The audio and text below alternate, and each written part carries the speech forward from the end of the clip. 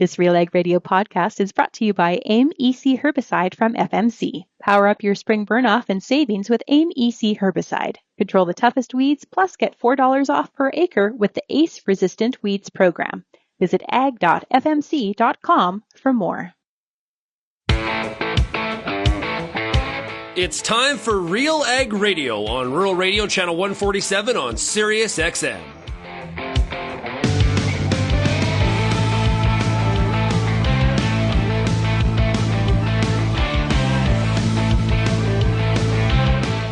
RealAg Radio and RealAgriculture.com is your home for insight and analysis of the issues that are impacting your farm business. Let's get real and get connected with RealAg Radio.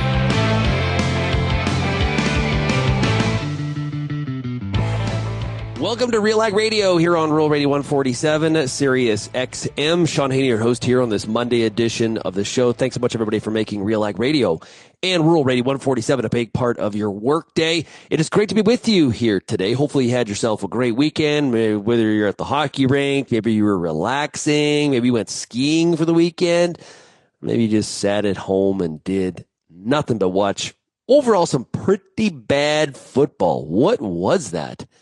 The Friday night, the college game was fantastic.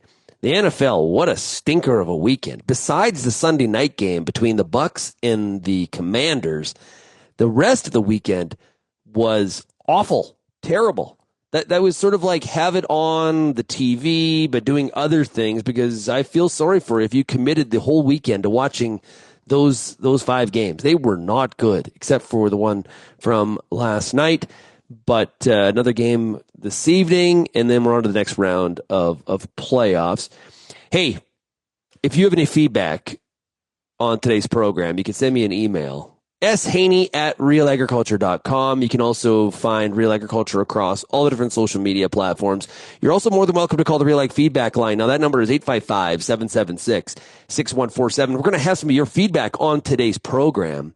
Some of you had some pretty interesting thoughts when it came to some of the things we discussed on Friday's show. Coming out of Friday's show, I felt inspired, and I wrote a column about, basically Canada needing a new shot of Canadiana. With the change in government, it's going to be an opportunity for the Pierre Poilievre government to provide that shot in the arm. Whew. Some of you very much agreed. Thank me. I've been thinking about this for a long time. Thank you very much. To some others, very disappointed, very upset.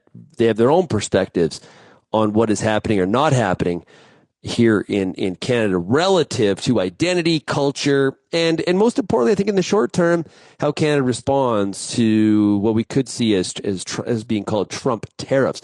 Danielle Smith, Premier from Alberta, was at Mar-a-Lago on the weekend. Somehow Kevin Leary was mixed up in all of that. And if you've seen the pictures, his white suit, wow, that's a statement. That's sticking it all out there, is wearing the white suit that he was wearing. I don't know. I don't know if there was a dress code or was a sign like must wear the most bizarre suit night. It is straight out of Miami Vice. Straight out of Miami Vice. But Danielle Smith did meet with incoming President Trump, talk about Canada's interests, the importance of the trade relationships. We continue to see leaders in Canada. We saw the Prime Minister go down to Mar-a-Lago. We've seen Danielle Smith now do that. I know Premier Ford of Ontario has talked about it. Here's what's interesting. And maybe you see it differently, but I was saying to somebody on the weekend, Danielle Smith, very active and vocal about all of this. Premier Ford has been very vocal and active on this file. Some saying, hey, it's a good thing these two premiers are taking it upon themselves, because the feds, there's a lot going on in Ottawa right now. That's not a critical statement of the Prime Minister. It's just the fact that there's been a lot happening. And, that trip to Mar-a-Lago went over very well for Prime Minister Trudeau. Where's been Saskatchewan Premier Scott Moe? Very quiet. Not sure if that's a part of the strategy or letting Smith and Ford do it so we don't mix up the messages. I'm not really sure. But he has definitely been a little bit quiet on this front. So, hey, today on the program, before I head out to Saskatoon, busy week in Saskatoon, I'm doing 5 events, 5 sessions in 3 days across the city. but I am looking really forward to it. It's going to be a great time. So if you do see me in Saskatoon this week, make sure you say hello. So we got Peter W.P. Johnson coming up. We've also got a segment for some of your feedback. I'm going to read some of the good, the bad, and the Shaun, you're an idiot emails. We've also got Jarad Joyal in a product spotlight with XiteBio. And then we're going to finish up for some of our U.S. audience in the spring wheat belt, talking about why spring wheat may be a good option for you in 2025 with Zach Thibault and Troy Gerding from LCS, Limagrain. Okay, let's take a break. When we come back, we got Peter W.P. Johnson. He's fresh off Ontario Ag Conference, so I know he's going to be excited. He's going to have a brain full of stuff to talk about, and we'll get to that when we come back. Farm smarter with SGS. Our expert seed testing ensures your crops start strong and thrive. From germination to vigor to disease testing, SGS delivers results you can trust. Plus, we've added new wheat midge refuge varieties perfect for seed growers. Need precision? Explore our seed testing packages with built-in savings. Call us today at 1-800-952-5407 or visit cropscience.sgs.ca. SGS, when you need to be sure. The Canola School on RealAgriculture.com is your one-stop shop for everything a canola grower needs. Check out our free video series on YouTube for all the latest in canola agronomy, research, marketing, and more. Don't have time to watch? Download the podcast version of the Canola School on RealAgriculture.com or anywhere you download your podcasts. Stay on top of all things canola with the Canola School on RealAgriculture.com, brought to you by BASF and Invigor Hybrid Canola. Infuse some energy into your next corporate event, customer meeting, or conference with RealAg Radio, Canada's national agriculture radio show. Create a unique experience at your next event with host Shaun Haney, broadcasting RealAg Radio live on SiriusXM, featuring exciting guests, captivating interviews, and the latest news from the agriculture community. Contact advertising at realagriculture.com or call 587-787-1795 to book your on location with RealAg Radio today. Let's talk agronomy with Peter W.P. Johnson. Pete, how are we doing today? I'm doing awesome, thanks, Shaun. She's a wintry Monday in Ontario. I'm north at the Grey Bruce Farmers Week, and the drive is just slow, man. It's blowing, it's snowing, it's just a typical nasty winter day in Ontario. Hey, man, it's January. I guess we should expect it at this point. Yeah, actually, the Rideau Canal, the skating on the Rideau Canal opened this year. I believe it was this past weekend, and that's the earliest it's opened in the last 5 or 8, or don't quote me, but in the last number of years, that's the earliest it's opened. So yeah, December, January have been chilly enough for sure. Yeah, I hear you. You know where else it's chilly? It's chilly in Montana and North Dakota. And for all the growers that are listening to us here, if you're farming in Montana, the Dakotas, northern Minnesota, the new Seed Omega-3 canola production system can help you unlock a guaranteed path to market with attractive premium opportunities, first-in-class agronomy support, and free on-farm pickup after harvest. To learn more, all you got to do is go to the website omega3canola.com. That's omega3canola.com. All the growers in Montana, South Dakota, North Dakota, and Minnesota. Pete, last week it was Ontario Ag Conference. I know you put a lot of blood, sweat, and tears into that one. I heard some good things. Heard it went really well this year. Yeah, actually, Shaun, I mean, since COVID, everything has evolved, right? And so we continue to try to grow into the demand that is there. And we're one of the few conferences that has both an in-person component and a virtual component. And this year, Jeff, I think personally, and maybe some of the listeners will give different feedback, but I thought the mix was almost perfect. So we had almost 600 people at the conference, both days, between 500 and 600. So that's a pretty solid number. And we also had about 600 virtual registrants. And at any given time, we streamed out what we were doing. At any given time, there was close to 300 people watching the live stream. And, you sort of double your impact, if you will. But it is man, as you're well aware, Shaun, you do a conference of that nature. We had 28 sessions at the conference, at the live portion at Southwest Ag Conference. When we're all said and done, we'll have over 50 recorded sessions. Yeah, she's a ton of work, but just tremendous amount of information and engagement. And one speaker actually said that they'd never been to our conference before, said, man, I cannot believe the level of engagement you get from your audiences.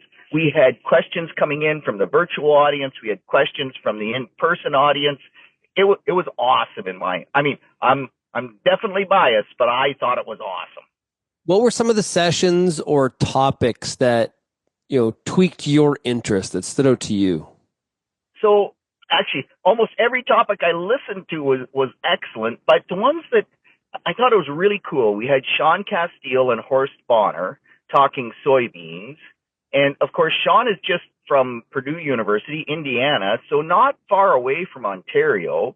And Horst is our Ontario soybean specialist. But to listen to the differences in the findings that they had and try to say, okay, I'm going to be in Manitoba this week, speaking to growers in Manitoba, talking about profitability. How do I take both of those researchers, extension experts, information and apply it to Manitoba? And around sulfur, I think there's a real story, and I think it changes based on a lot of things. So you got to walk through the story. I thought that was cool. I thought the sustainability session was really interesting because we have talked sustainability, carbon capture. Oh man, I'm tired of it. And there's never any dollars in it for the grower.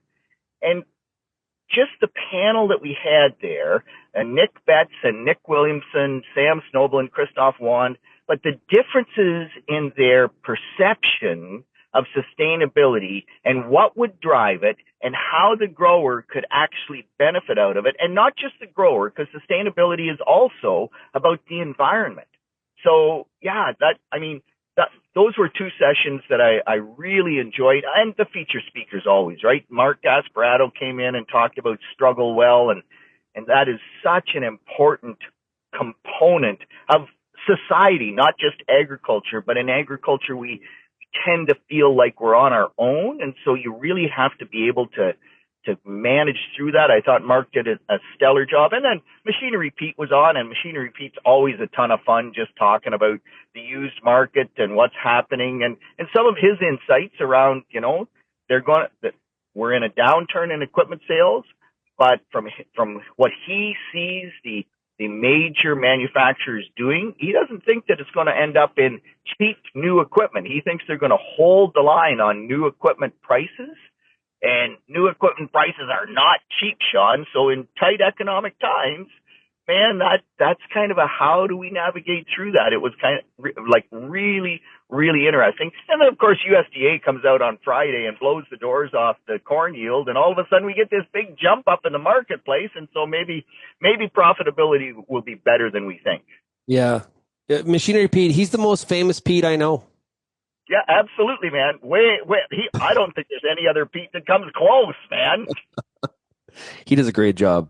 He does a really good job. That boy can pack a room, indeed. And I've heard some of the similar stuff where this downturn. And if you think that the OEMs are thinking about with new line on 26 models that the prices are going to be lower, that's not what they're thinking. So yeah. They are trying hard not to let that happen. That was his read in the situation. Yep. On sustainability and the farmer getting paid, and this is maybe a little bit cynical thinking, but if we haven't figured out how to get the farmer to financially participate in any of this, like we've been talking about this for a long time, are we ever going to? So Shaun, I think that's why the panel was so interesting. And Nick Betts from Kansas, Canadian Alliance for Net Zero Agriculture, his concept was the triple black line. So basically saying that if it didn't help the farmer, it didn't help the processor, and it didn't help the seller, like everybody has to win. Mm-hmm. Now, the one example that they used was strawberries, and we're not strawberry farmers, but it used to be California strawberries all season long, and those California strawberries were $2 a pound.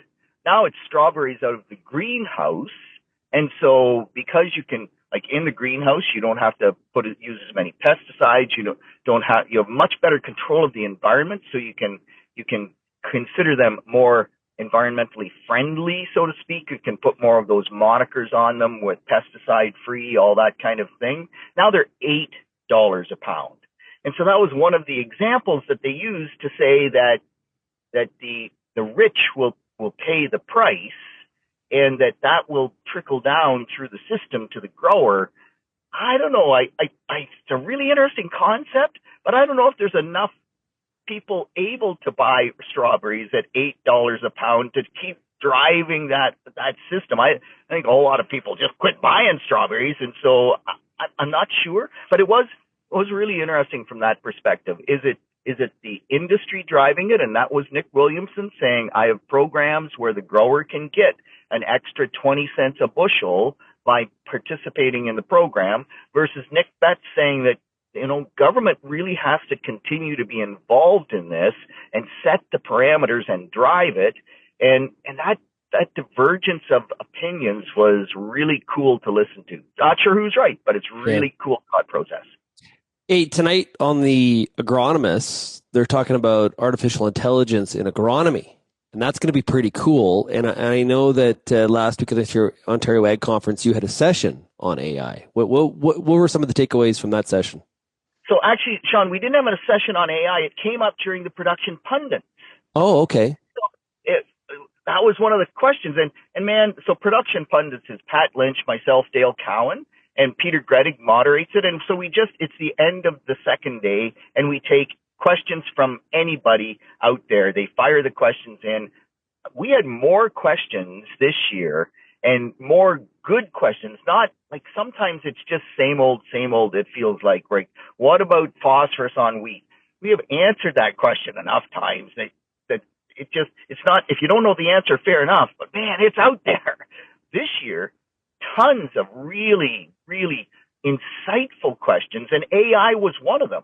And so the question, really was, do you think the use of AI will continue to drive yields up in corn, soybeans, and wheat into the future or the very near future? And I don't know. I'm going to have to listen to tonight's session, actually virtually when I can catch up, because tonight I'm speaking to the Soil and Crop Club of the University of Guelph, and I've learned, Shaun, I'm not Shaun Haney. I can't do two things at once. Multitasking to wheat Pete is screwing up several things at once. So plus I can't be in the front of the room presenting and also listening virtually. But I'm intrigued with where they're going to go with that. To me, the thought process from the pundit session really was that AI can make our job easier. Horst Bonner, I talked to him. They're rewriting the agronomy guide at the Ontario Ministry of Agriculture, Food and Agribusiness. And that's sort of the production Bible, if you will. And Horst said, man, it is ever so cool because he can put in, should I put sulfur on my soybeans? And AI will spit back a very well-worded, clear to understand document that uses his data, Sean Castile's data rather, and he says it's really good. You got to edit it a little bit, but it's all based on their research, and you still have to interpret it to your system. So AI can make that side simpler, but it still doesn't really boil it down to no need to have your agronomist, no need to have critical thinking skills. It's a tool, and it can help, but will it drive yields higher? I think not, other than if you use it, you may get access to more information quicker, because AI can just search the web for that so quickly versus you sitting in front of your computer and doing a Google search or a Bing search or whatever search engine you use and trying to come up with that information. It takes a long time to synthesize. Yeah, one of the things you said there was it makes our job easier. I'm not sure it makes it easier. I think it makes the farmer's job different. And I think a lot of times use the example of robotic milkers, where that's two things. It's autonomy, but there also is our artificial intelligence there. And if you talk to any dairy producer that has robots, they'll tell you that I'm still going in the barn, but I'm doing different things. And I think that's the same thing when it comes to agronomy. It does not remove the human component. I've given this example when I toured the Agrium potash mine back in the fall. They're using a lot of artificial intelligence when it comes to managing the bore head and autonomy and telematics and all that kind of stuff. And the use of all those technologies, it hasn't reduced the people count. It's actually improved safety. In that regard, we're talking about a mine, so there's a lot of safety considerations in a mine, maybe a little bit, not a little bit, way more so than, say, working in a field growing soybeans or corn or canola. So it hadn't reduced the people count, improved safety, and it increased productivity, which is obviously a very important metric when it comes to mining. So I think too many times we hear people nixing AI because it's like all or none. And there's like this, I think it's like this meshing of people and the technology in order to, do things maybe a little bit differently or improved faster is another component, right? Especially from a plant breeding perspective. You talk to plant breeders and how they're using artificial intelligence to do some of the calculations and skip trial years because they're using predictive analysis of, what's happened with some of those combinations of lines in the past. So it's very fascinating. I just think it's different. Do you agree with that? Oh yeah, your dairy analogy is probably the best case example or case study, Shaun, because I can recall when robots first came in, and in Middlesex County, one of the first dairies to bring robots in. And the thought was, well, I don't need to go to the barn anymore, and that particular manager didn't go to the barn enough, and the robots failed miserably because you still have to be in the barn. You still have to be seeing what's happening, and they're a tool, and they can make life a little more easier, so to speak, in that you don't always have to be in the barn at 4 a.m. starting to milk. But man, if you're not in the barn at 6 a.m. just checking on cows and looking at how things are progressing, she all comes crashing down. So yeah, AI is a tool, and I think it can produce or improve efficiency. And so maybe the question was around corn yields. Maybe AI can mine the data better than we have before and come up with some new things. I mean, we had a great presentation around tissue sampling and trying to use that to identify deficiencies. And they talked about copper on corn, and I nearly lost my mind because I have never seen copper deficiency on corn or copper response in corn. And I challenged them hard, but maybe there's something there that AI can sort out that we haven't yet. But by gosh, I want to see the trials to support it after they make that suggestion, right? Like I am not quite convinced on copper on corn. Hey, Pete, this has been great. I'm going to let you get back on the road there and get to where you were going. Great luck tonight with your speech with the Ontario Soil and Crop, the University of Guelph Soil and Crop Club. Is that correct? Yeah, absolutely, Shaun. And today, here shortly, I'm going to be speaking to Grey Bruce Farmers Week as well. And nice. Yeah, she's a busy week and lots of fun. You as well, Shaun. Thanks so much. Okay, we'll be right back on RealAg Radio with some of your feedback right after this. There's power, and then there's superpower. Advancing the unstoppable superpower of pre-seed from New Farm. Take control. Eliminate weed competition and start clean in spring. Manage weeds early in canola, cereals, and pulses. Conquer, Goldwing, Thunderhawk, and Blackhawk EVO. Convenient formulations and multiple modes of action. Add more power to glyphosate, more benefits to your burn down. Go to newfarm.ca/burn down. Before you get back in the field this year, spend some time with the Corn School on RealAgriculture.com. Get all the information you need on hybrid selection, planting depth, crop inputs, and more from a wide range of industry experts.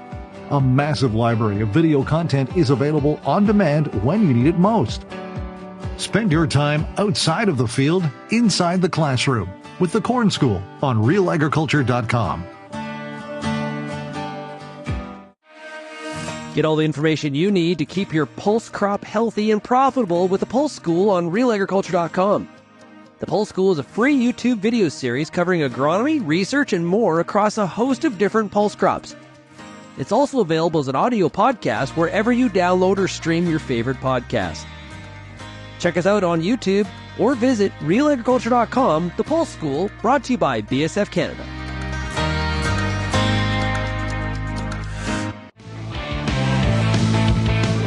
And welcome back to RealAg Radio here on Rural Radio 147, Sirius XM. We're going to get to some of your feedback here. Hey, maximize productivity and profitability with an innovative all-in-one approach to farming, combining accounting, business planning, and agronomic field planning, and advanced technology. MMP Ag Intellect delivers personalized solutions that empower you to make confident, data-driven decisions. You can visit mmp.ca to learn more. Okay, so on Friday, I published. We talked about it a lot here on the show, and then I published a column on Friday night, and it was all to do with, basically the timing is right for Pierre Poilievre to give Canada a shot in the arm of Canadiana. Now, however, and we talked about this a lot on Friday. I don't want to rehash it all over here again, but kind of feeling that we're kind of a bit of a lost soul at the moment for a number of different reasons. And it's, you could change some of your actions, but changing the culture that's a whole different kind of ship you're trying to turn around. So tried to really provoke, I think we provoked some thought from the column. I encourage you to check it out. Go to realagriculture.com, and we've posted it on Twitter and all that kind of stuff. But Phil says, hey, thanks, Shaun. I found this hard to follow. I can't see the basic assumption you were starting with about why we aren't Americans. Did you hear John Chrétien's comments over the weekend? That was inspirational. It's true Poilievre is our next PM, but as far as I know, he doesn't have the policies you said he'll enlist. He has no resume, pals around with convoy voices, but yes, he will be PM. Would your sentiments be true of French Canada? It's surely much different. We will see what new PM Poilievre does. I wish him well, but my expectations are low. So that's from Phil. Jav says amen to what was said. Elsewhere, what do we also hear? Jacob says this is 800 words on Trudeau grievances and 100 on Pierre. What I want to know is how Poilievre would help us get a shot at Canadiana. I trust that in a future column you will address your thesis as stated in the headline. This lonely paragraph doesn't do that. Comment from Dan, who says, this opinion piece is such a dud. I read it last night and again this morning and still don't understand what Poilievre is going to do to renew focus on what makes us unique and valuable. Shaun doesn't offer a thought on what he thinks those factors are, let alone Pierre's. Okay, so there's some pushback there indeed. X post here from Kevin, who says, hey, appreciate this column, Shaun Haney, well written. Alan says, great article, Shaun. So those are some of the, what else we got here? Kevin says, I think Real Agriculture and RealAg Radio need to stay in their own lane, reporting farm news and not spewing love for Pierre Poilievre or Trump and hate for Trudeau. Brett says, hey, great column, Shaun Haney. I thoroughly enjoyed this was very well said.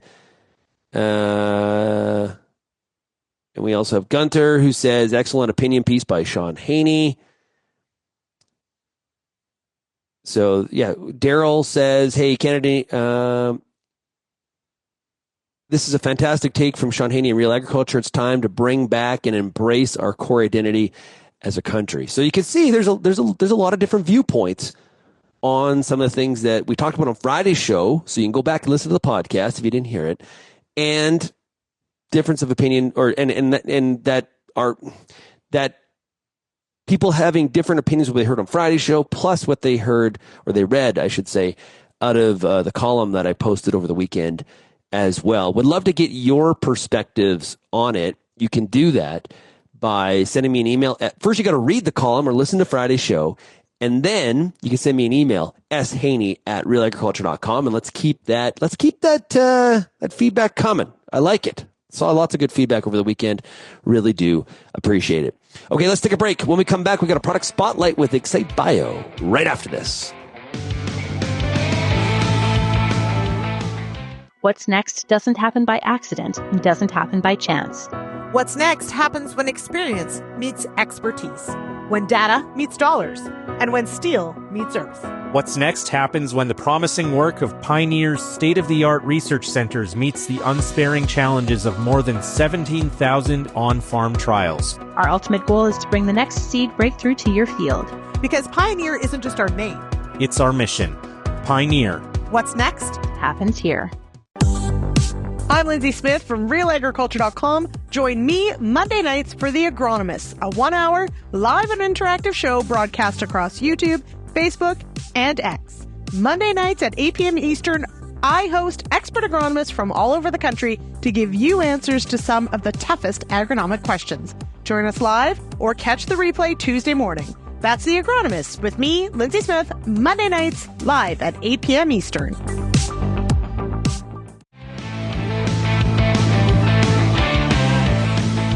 Welcome back to RealAg Radio. It is Lindsay Smith here with you. And joining me now for today's Product Spotlight, it's Jarad Joyal. He's the Regional Sales Manager with XiteBio. Jarad, welcome here. Hi, yeah, good to be here. Thanks for doing this.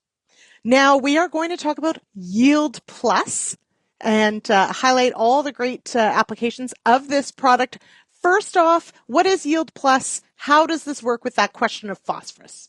Yeah, so usually Yield Plus is a ag biological that we created here in Western Canada, and now it's predominantly used throughout North America, which is awesome. So basically, we get a couple questions that kind of go along with the Yield Plus. So one of the main issues with phosphorus is typically what one of the main ones. So I'll dive into that a little bit and then kind of go from there. So, the main issue with phosphorus, even though most soils have large, total supplies of this element, most of that is kind of tied up in insoluble minerals and is only slowly available to plant use. So, with Yield Plus, it helps phosphorus to become available to the plant uptake.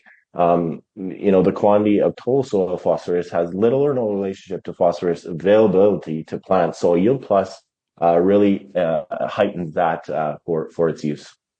So now, okay, so you've hit on something really interesting, I think, and that is the phosphorus problem in soil fertility. So I think that, many farmers or agronomists would see a soil test and granted it's useful, but we can't always count on that phosphorus for being plant available necessarily. Yeah, that's right. So, phosphorus presents typically a soil fertility problem in 3 ways. So the total phosphorus content of soils is relatively low. So the phosphorus compounds commonly found in the soils are mostly unavailable for plant uptake. So often, this issue relies on, it's highly insoluble. So when soluble sources of phosphorus, such as those in fertilizers or, manures are added to the soil or soils, they become fixed. So, change to unavailable form. So in a timely form, highly insoluble compounds. So fixation reactions in, low phosphorus soils may allow only a small fraction. Typically you see 10 to 15% of the phosphorus applied in many fertilizers and manures can only be taken up by the plant, each year of that same application year. So Yield Plus really allows it to be ready, available, and without mining your soils. All right. So that, of course, is the key question and I think this is a common one of, how do we make sure that the phosphorus that is there or the phosphorus that's applied actually gets taken up by the plant? So what does Yield Plus do? How does it improve phosphate fertility? Yeah. So with our formulation, so the phosphate solubilizing bacteria in Yield Plus actually releases organic acids and phosphatates enzymes to improve phosphate solubilization. So basically, the bacteria allows the release of phytohormones for more vigorous early root growth. So yeah, basically the unique formulation of our Yield Plus allows the product to be applied in furrow with liquid starters, some guys do, or it could even be tank mist with the first round of herbicide application, just so that it will go into the soil solution. So it's not a foliar, which is commonly mistaken with our Yield Plus. It's actually, we want it to get down into the root zone for that, for the phytohormones to be released. Okay, so that's a really interesting point. So if I've missed perhaps that in-furrow option, although that would be one application for sure, because that's where we want the Yield Plus to go. But if I've missed that, I may be able to go in and still apply this product, but it's not a foliar. That's right. Yes. So typically we tell guys to go no further past than, say the four to 6 leaf stage is typically you'll still see the black dirt, and so that will be sufficient enough. If it's anything past that, then we typically don't recommend. Okay. All right. So Jarad, for those who are curious about Yield Plus and XiteBio, where can they go for more information about this product and all the products, of course, that XiteBio offers? Yeah, absolutely. So we have our website. It's XiteBio, XiteBio. .ca, or you can look at us up. One of our reps throughout Western Canada can give you a hand, as well as myself. All right, so get in touch and ask those questions. Spring will be here before you know it. All right, Jarad, thank you so much for joining me on the show today. Yes, thank you, Lindsay. Appreciate it. All right, we'll be back with more RealAg Radio right after this. RealAg Radio is Canada's only daily radio show focused on agriculture. Get expert advice on Agronomic Monday. Tuesdays and Wednesdays will cover a broad range of issues. Thursday we'll hear from farmers across the country on the Farmer Rapid Fire. And we'll wrap things up Fridays with the RealAg Issues panel with Kelvin Hepner and Lindsay Smith. Join us Monday through Friday at 4:30 Eastern. And don't forget about the replay at 7 in the morning on Rural Radio 147, Sirius XM. Hi, I'm Bernard Tobin, host of the Soybean School on RealAgriculture.com. Throughout the year, on the Soybean School, we'll bring you timely agronomic video content from planting to harvest, from the latest agronomic research to the latest in production technology. Check out our massive video library on YouTube, RealAgriculture.com, or download the audio podcast versions wherever you get your podcasts. The Soybean School is brought to you by BASF and Syngenta Canada. Lots of considerations and thinking about, hey, what am I going to plant here in 2025? And as you put together those crop plans, one of the crops that for a lot of growers in the U.S. and in Canada are thinking about is spring wheat. And depending on where you are, so if you're in a traditionally very heavy winter wheat zone, yeah, you're probably not thinking about spring wheat. But for growers in Western Canada, and especially based on our two next guests in the Northern Plains, you think about Montana, the Dakotas, there's a lot of opportunity for spring wheat to be an option in 2025. Our next guests are pretty passionate about wheat because they work at LCS, Limagrain. And we're going to hear from Zach Thibault and Troy Gerding about why spring wheat is a great option in 2025. Okay, let's talk some wheat for 2025. Joining us is a couple fine guys from Limagrain Cereal Seed, LCS. Up first, Zach Thibault, based out of Bozeman, Montana. Zach, how are we doing? I'm doing pretty well. Thanks for having us. Yeah, what do you do at LCS? I'm a regional commercial sales manager for the Mountain West region. So that would include Montana, Wyoming, and Utah. I'm based out of Bozeman, Montana, and spend most of my time up in the Golden Triangle area as well as over in the eastern part of the state, where most of those farm acres are. Yeah, traveled a lot of that area with my two boys baseball, so know the Golden Triangle very well. Also joining us here today is Troy Gerding, who is based out of Fargo, North Dakota. Troy, welcome. Thanks for having me, Shaun. It's a pleasure to be here. Yeah, talk about your region. Yeah, so I'm the regional commercial manager for the Northern Plains here at Limagrain Cereal Seeds. That encompasses North Dakota, South Dakota, and Minnesota, primarily the Red River Valley of Minnesota. It's where we see most of the wheat, and probably about 1 million to 1.5 million just in that region there in Minnesota. So Troy, let's start with you. From as you look at 2025, there is, especially in that area that you're, the states that you're talking about, there's a lot of cropping options. Like there's other, other different directions a lot of growers can grow. From your vantage point, why do you think that wheat fits very well into the rotation in those states?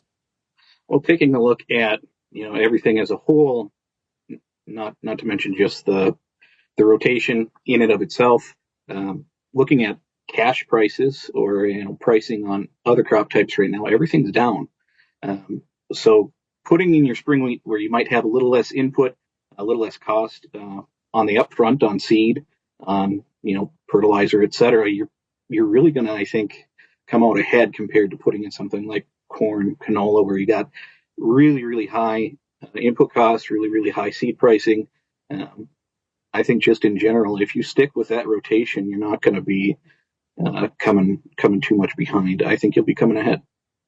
Yeah, and Zach, you're in an area where moisture always seems to come at a premium, and there's weather stress, heat during the growing season as well, like we kind of experienced in 2024. Wheat's one of those crops that it weathers it better than some of the other options that are out there. Yeah, and the major concern for a while there was the warmer months that we saw in November and December. But recently, just after the new year, we got hit with a pretty big snowstorm that covered a good portion of the state. And, we still aren't at the moisture levels we want to be yet. But we are starting to make up ground with kind of just the eastern part of the state there, lacking the moisture that the rest of the state got blessed with.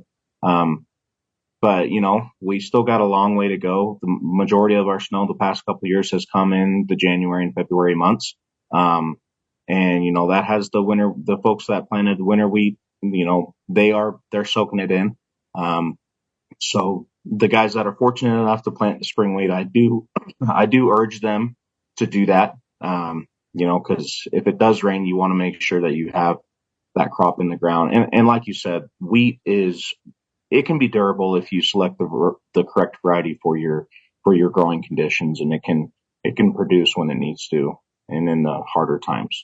Yeah, from a variety selection standpoint, Zach, what are some of the key? Like, talk about that a little bit more. Dive into that a little bit in terms of making sure you got the right variety fit for your locale and your situation. Yeah, so I guess the first thing I urge guys to do is know your soil type. Number one, by finding out what you have to deal with, that's the first step. And then, plugging in whether it's a acidic soil variety, one that needs to be more durable. Know your precip. A lot of these guys now know their precip. So, maturity is going to be a bigger thing as well. The earlier they're maturing, the better, and you can get through that stress section a little bit earlier. And then also just making sure that you do mitigate your risk with the varieties that you select for your farm. Protein premiums have kind of gone down in some way in our area. But it's not necessarily the premium that the guys are chasing. They're wanting to avoid the discounts and the dockage that they're going to get for a lower protein variety. So just kind of, making sure you capitalize on protein, but also don't lose out on a bunch of that yield that you're getting that you're losing with those higher protein performing varieties. Yeah, and Troy, a part of that too is for some growers, they make the mistake, I think, of, that's, I intensely manage these other crops, and then I got wheat over here. No, manage the wheat the same way. Yes, I've always had the thought of, if you're going to do something, you got to start it right. And if you don't start your wheat right, if you don't, make sure you have good seed, make sure you're doing your work beforehand with, weed management, with all of your inputs, getting those in the ground. If you're not planning for a bumper crop and you cut back, your nitrogen, you're not going to get as much as you could have. So if you manage it like corn, manage it like a cash crop that it is, you're going to do a heck of a lot better than you would if you just sat back and, been run your seed for 10, 15 years, which I have members of my family that have been doing that for quite a while. And, you just got to treat it as everything else, like your corn, like your beans, out west, like your field peas, chickpeas, the canola. Put the time and effort into the wheat and it'll repay you. It's not something to look at or, be an afterthought. Yeah. One of the things, guys, that I've been talking to audiences about in speeches is clearly there's growers, because of the economic climate that we have, there's growers, paying attention to cost cutting, right? And, where can I trim my expenses? And that makes sense. That's, good business practices. Yep. Being aware of where your finances are. But we need to make sure, especially on that nutrient side, so wheat is a good option. I'm going to put some spring wheat in for a number of reasons. Making sure, though, I give that crop the opportunity. And so really having a firm understanding about not all costs are bad. Mm-hmm. And understanding which costs I'm incurring that are giving me a benefit and a net return that's positive versus the ones that maybe aren't. And you mentioned fertilizer as one of those. There's probably a few others as well. I want to make sure we don't go too far with it, so to speak, and we end up because of our self-inflicted decision. We end up costing ourselves more in the long run because we were so focused on the upfront costs. Troy, does that make sense to you? Yeah, that's exactly what I was getting at. Managing that from the get-go. You said going too far, but going too short as well on your inputs. I think you hit it right on the head. Yeah. Zach, before we started having the chat, we were kind of discussing one of the other benefits of wheat is from a soil health perspective. And to talk about that a little bit in terms of some of the conversations you have with some of your customers. Well, I think that, a big benefit to having wheat is the ability to keep all that stubble back. Throughout my territory, we see high winds in 90% of this region. And if you're able to keep a little bit of that stubble back, it allows the grower and the farmer to capitalize on the little snow that they might get throughout the year. That stubble keeps that snow from blowing throughout I would say county, not just field, because that stuff just seems to go. So having a little bit of that debris back allows that moisture really sink into the ground. And, snow and moisture, they come at a high price the last couple of years. So being able to make sure we can capitalize on what we do get is crucial in selecting either spring wheat or winter wheat for your farm. Yeah. Zach, I was talking to a grower earlier this week from the Palouse region in Washington, and he was talking about, one of the reasons why I'm paraphrasing what he said. One of the reasons I love growing wheat and cutting wheat is because also I know I have a market. So there are some other options, and there are some stories, being told, if you grow this, you can net this, and, it looks all great on a spreadsheet. But I know I have a market for my wheat, which I think is also when times are tighter from profitability, there's also some less risk from the marketing standpoint, I think, in that regard as well. Yeah, the nice thing about wheat, and Troy and I kind of talked about this in the past, is, wheat's one of those crops where we're always going to have a market for it.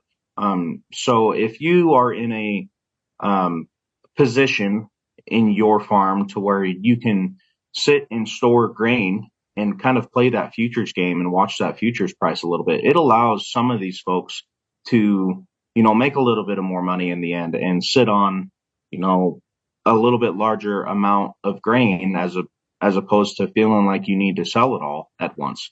You know, with the wheat market, you can contract X amount at X price and then hold on to the rest until you feel like you're getting a better price for it at the end. It's not something that always necessarily needs to go to the elevator at harvest. So I think as more folks start to realize the flexibility they have with this crop, the more they're going to realize that, okay, it might not be the typical boring wheat year that we've seemed to have the past 10, 15 years. Troy, are there other agronomic considerations in terms of answering this question? Hey, is wheat a good option for me in 2025 that come to mind that we haven't discussed? Well, I think one thing that I mentioned earlier is your crop rotation. I see a lot of people, or in the past, I've seen quite a few farmers kind of chasing the dollar, and really there's nothing to chase this year. So go back to your rotation. Make sure you're sticking with it, and you get a lot out of that if you keep a good crop rotation, chemical rotation. You're going to come out in the long run if you do that, instead of just jumping year to year in and out of things, higher, lower, what have you. You're going to benefit your soil better, benefit your weed control better. All of that comes into play. So I think it's just crucial to look at that as a whole, look at how many plantings and harvests you have, because as a farmer, if you take over the farm at 25, you have 40 years possibly. So that's 40 seasons. That's not a lot in the grand scheme of things. Yeah. So really you need to be looking at that in the long run and making sure you're getting in that good crop rotation. Well, here's the other piece too that fits into the rotation part of this discussion is the sequencing. Mm-hmm. And let's not forget, because there is so much research that shows the benefit of it's not, we've talked about wheat as isolated into the 2025 year, and we need to do that because short-term economics matter as well. Mm-hmm. But it's also what's coming after that 25 wheat crop that you're going to be putting in the ground for the 26 crop, and the benefit that the wheat crop in this year has on next year and what you're growing. That's also, I think, a piece a lot of times, Troy, that is not given enough attention to. Oh, absolutely. And even out west in Zach's area, western North Dakota, Montana, what did you have in the ground this year? Did you have field peas? Did you have lentils? Did you have chickpeas? Montana State's done studies, and they've seen an increase in yield the year after a post crop in wheat, mainly because of that excess nitrogen stored that those post crops fixate. So, Zach, for you, any other agronomic considerations that we need to hit on when it comes to this question of is wheat a good option for 2025? No, I think Troy kind of hit it on the head there. We do see a lot of pulses in this area as well. But my only thing is if folks are questioning these other crops that are seeing the price decline, I don't think they would get hurt as bad with wheat as they would with these other crops, mainly because the marketability, like we touched on. There's a lot of uncertainties that could come up, in the next couple months around the pulse contracts and marketing. And malt barley lately has been pretty terrible because it tends to follow the wheat market as well. Wheat, it only takes a couple timely rains. I know that seems like we're asking a lot right now, especially given the last couple growing seasons, but it is a durable crop, and it only takes a couple timely things to go right our way for it really to blow it off the spreadsheet. So yeah. Sorry, go ahead, Troy. Oh, I was just going to expound on that a little bit. He talked about the timely rains. Looking in my region here in South Dakota and western North Dakota, we've been seeing a drought here this whole fall, an extreme drought in quite a large chunk of the territory, and just bumping down to severe. So that is something to look at as well. What crop are you going to be putting in, and is it going to be able to manage it if you don't get those timely rains? And I think wheat's one that you can put in and know that you're going to get a crop off. It's not going to need as much as something like corn, sunflowers, etc. Yeah, managing your risk. I like that. That's from an agronomic perspective. Hey, guys, this has been fantastic. Really appreciate both of you joining us here today. Thanks so much. And you know what? Like all the growers and audience that is listening, have yourself a great 2025. You as well. It's been a pleasure, Shaun. Thank you. You as well. That was Troy Gerding and Zach Thibault from LCS. And of course, a great agronomist. Lots of great discussion there, looking at where spring wheat fits into the rotation plans for 2025. And it's not about this year, but also next year, and that sequencing as well. I always think it's an important discussion to have. If you have any feedback on today's show, we'd love to hear from you. Send me an email, shaney@realagriculture.com. You can also call the RealAg feedback line, 855-776-6147. Tomorrow's show will be in Saskatoon, broadcasting from the FMC preschool event. We'll be talking about kochia. Hate kochia. We've got an extension specialist on weeds out of NDSU that'll be joining us. We've got some FMC staff that's going to be talking to us about weed control and dealing with resistant weeds. It's going to be a lot of fun. Looking forward to it. Thanks so much, everybody, for getting real and getting connected with RealAg Radio, and we'll chat again tomorrow. Cheers, everybody. Thank you for downloading this RealAg Radio podcast, brought to you by AIM EC Herbicide from FMC. Fast-acting AIM EC Herbicide is the go-to tank mix for the hottest spring burn-off of the toughest weeds. Plus, get $4 off per acre with the ACE Resistant Weeds program. Visit ag.fmc.com for more.